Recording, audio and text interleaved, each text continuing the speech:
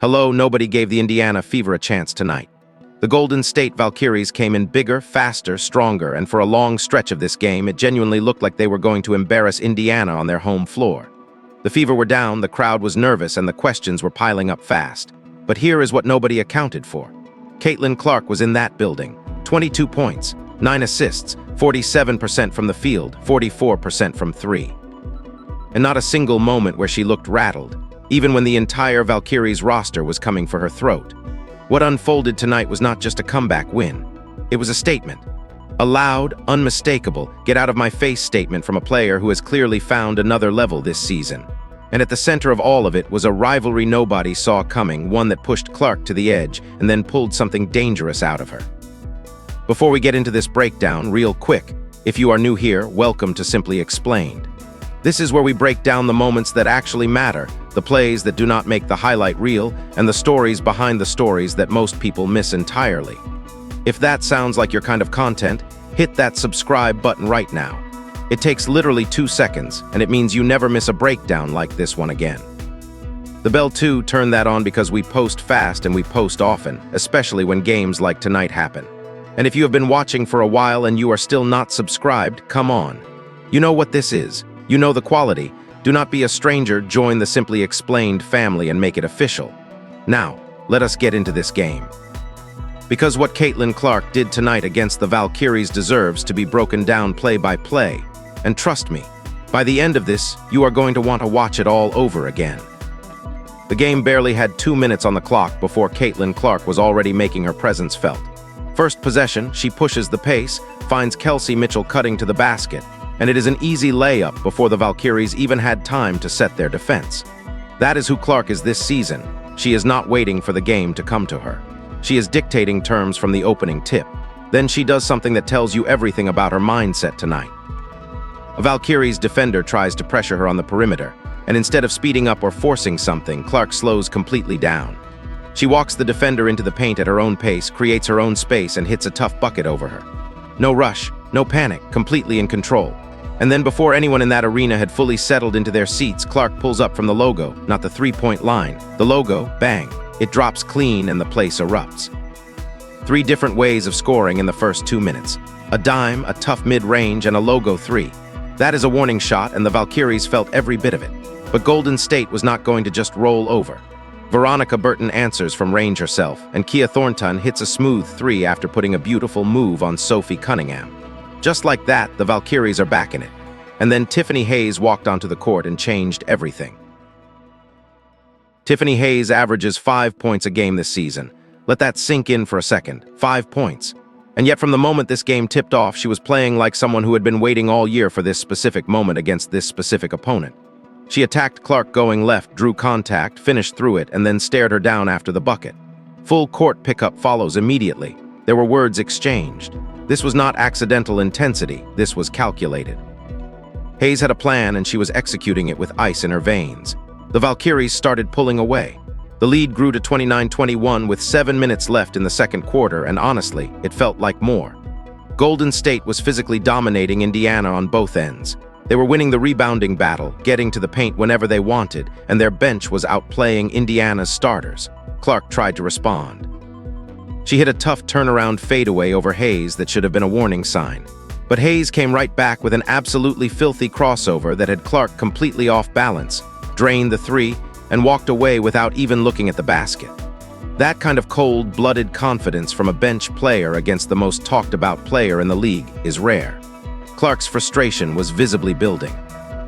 She was getting hacked without calls, she was barking at the refs, and by the end of the half she was involved in a full sideline incident that Sophie Cunningham had to physically defuse.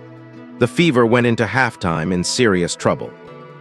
There is a version of this story where the Indiana Fever never come back, where the Valkyries' size advantage proves too much, where the physicality wears Clark down, and where a bench player named Tiffany Hayes becomes the most talked about story of the night for all the wrong reasons, at least from an Indiana perspective. And honestly, at halftime, that version felt completely plausible. The Valkyries were taller at every position that mattered. They were stronger in the post, quicker in transition, and they were winning the hustle plays that usually decide close games. More than that, they had momentum. Their bench was carrying them, and that bench was locked in specifically because of who they were playing against. This is something that has become a pattern around Caitlin Clark.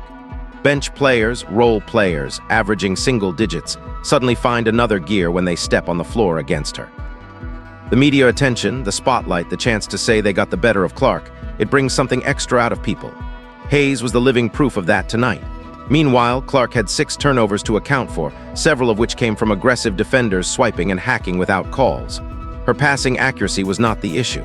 The physicality was disrupting her rhythm and nobody was protecting her at the line. Aaliyah Boston, the highest-paid player in WNBA history, had been quiet. Too quiet, something had to change in that locker room and fast. Whatever was said at halftime worked, because the Clark who came out for the third quarter was not the same one who walked off the floor frustrated and boiling over. This one was different, quieter in a way that was somehow more dangerous. The Fever pushed the pace early in the third and Clark got the ball in transition. She is at the logo, that same spot she hit from in the first quarter, and Tiffany Hayes is right there closing out. Clark does not hesitate for a single fraction of a second. She rises and buries it, and this time there are words. Direct, pointed words aimed straight at Hayes. The message was clear: you had your fun, now watch what happens. Then she gets the ball on an inbound with Hayes guarding her from nearly 95 feet away. Hayes is pressing, physical, trying to get in her head. Clark uses a series of moves that leave Hayes completely frozen, blows past her, and finishes at the cup. And then she sticks her tongue out. That tongue, that is not an accident, that is a message. She follows it with a perfectly threaded pass to Sophie Cunningham for a layup that draws audible gasps. Not because it was lucky, because it was precise in a way that felt almost unfair. The Fever, down 9 points and looking completely outclassed an hour earlier, suddenly had the lead, and the building felt like a completely different place.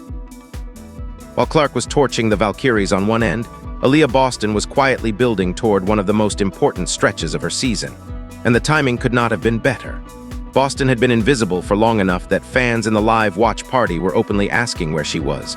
You are talking about the highest-paid player in WNBA history, a player signed to a max contract on the belief that she is one of the best in the league. And through the first half, she had looked hesitant, passive, and out of sync with what the Fever were trying to do. Then something clicked. She hit a turnaround fadeaway mid-range jumper that was as clean as anything you will see in this league. Then 5 straight points to close out the third quarter, including a 3 off an offensive rebound that had the entire building on its feet. The CC to OB connection, which had been a selling point of this team since the preseason, finally looked like the weapon everyone believed it could be.